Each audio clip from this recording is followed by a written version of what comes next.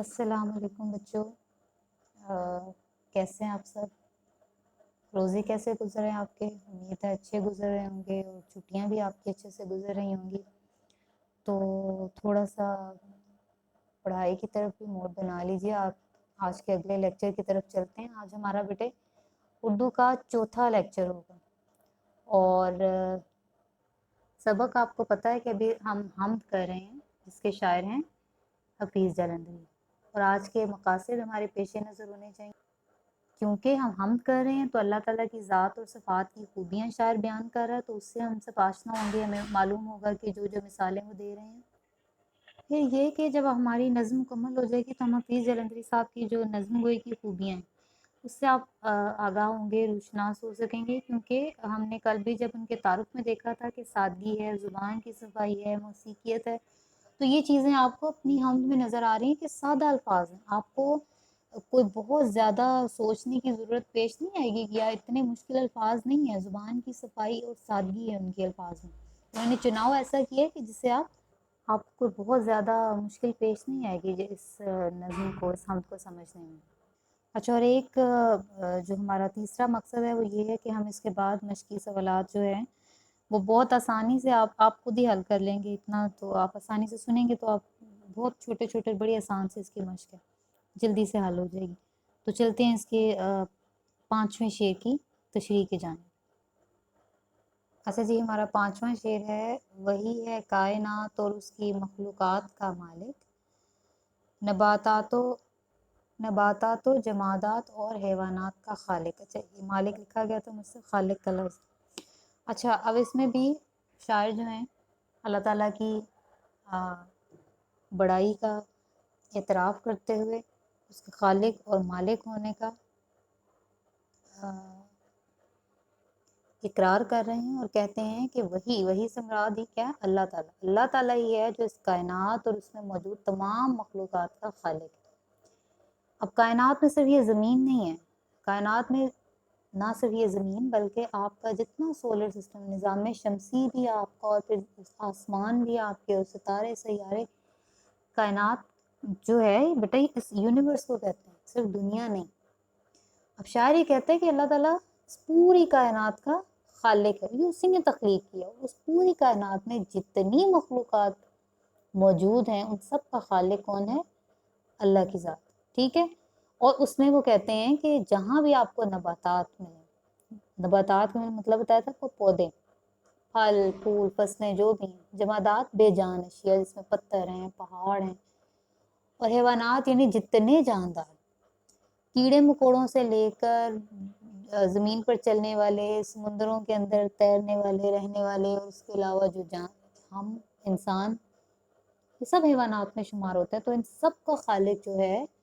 اللہ تعالیٰ ہے۔ اب مجھے وہ بڑی ایک مشہور آیت یاد آ رہی ہے سورہ الرحمن کی، فَبِأَيِّ آلَاءِ رَبِّكُمَا تُكَذِّبَانِ، کہ اور تم اپنے رب کی کون کون سی نعمتوں کو جھٹلاؤ گے۔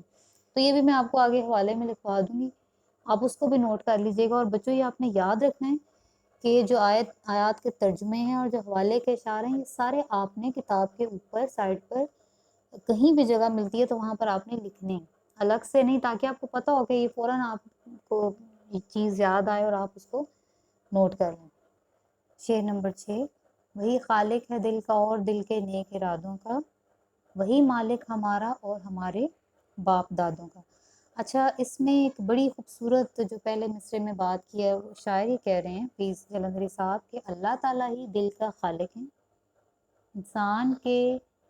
جسم کے اندر وہ حصہ جہاں اللہ تعالیٰ نے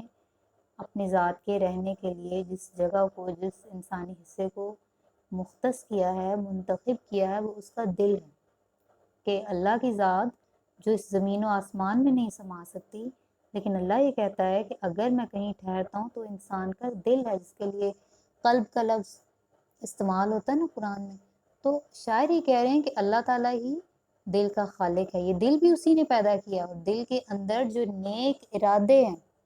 آپ سب نے 9th میں سورہ الانفال پڑھی ہوگی بچوں، تو جس میں ایک بڑی مشہور آیت ہے جس میں وہ ترجمہ میں آپ کو بتاتی ہوں کہ عربی، تاکہ مجھ سے غلط نہ پڑی جائے، کہ بے شک اللہ تعالیٰ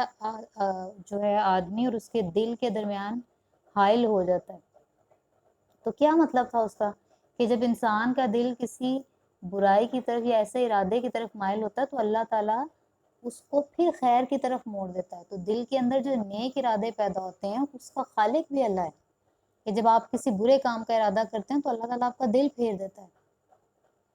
اور یعنی جسے آپ ضمیر کی آواز کہتے ہیں یا خیر کی طاقت کہتے ہیں یا اچھائی کہتے ہیں یا نیک ارادہ کہتے ہیں، وہ جو بھی ہے لیکن اس سب کا خالق اللہ ہے،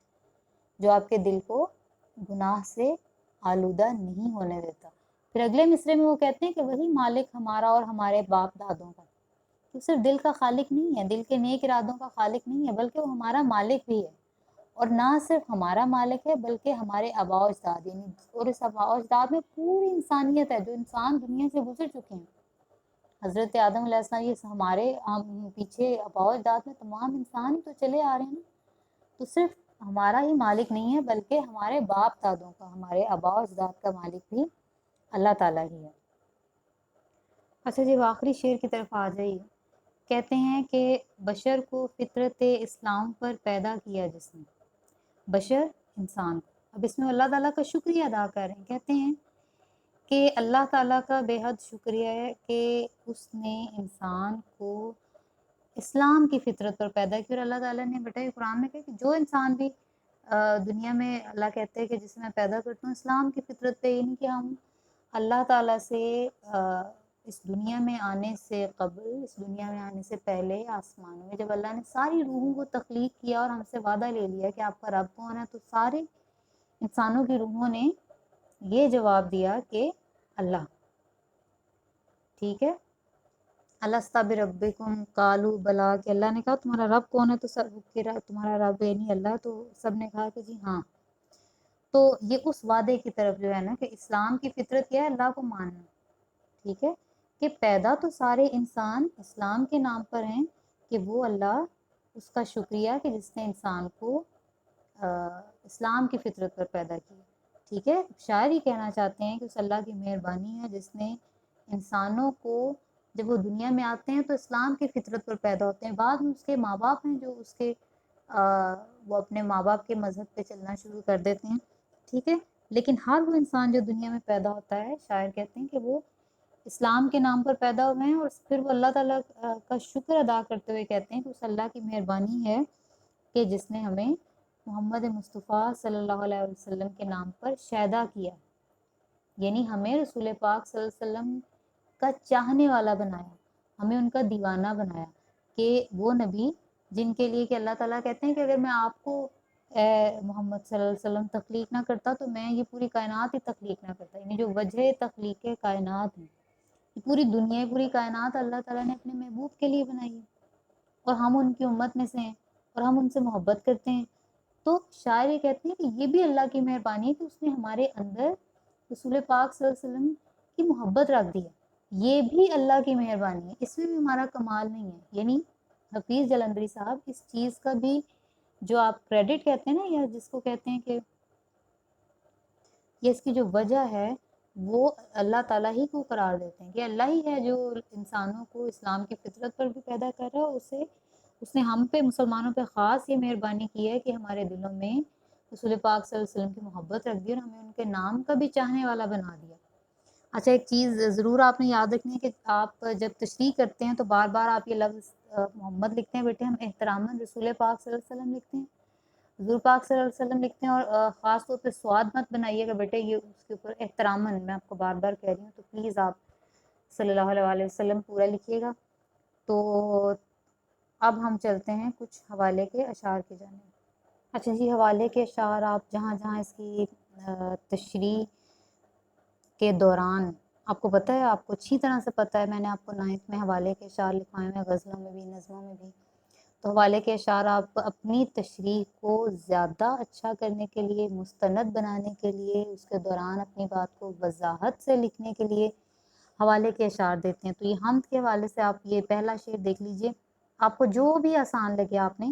ان میں سے یہ جو 2-3 ہی بس آپ کو زیادہ نہیں لکھوا رہی ہوں۔ دوسرا، کون ہے جہاں تو ہے، کون جانے تجھے